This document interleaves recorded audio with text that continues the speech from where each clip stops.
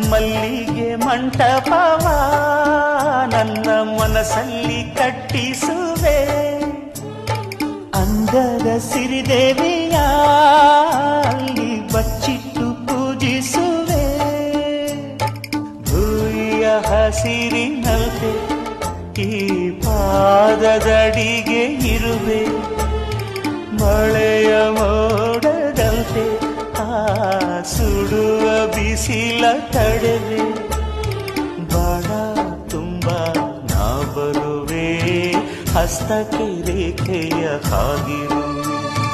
ಚಂದ ಚಂದದ ಸೇವಂತಿಯ ಅಂದಕ್ಕೆ ಕಾವಲು ನಾನಿರುವೆ. ಸೇವಂತಿಯೇ ಸೇವಂತಿಯೇ ನನ್ನ ಸೆಲೆಯಲ್ಲಿ ಗಮ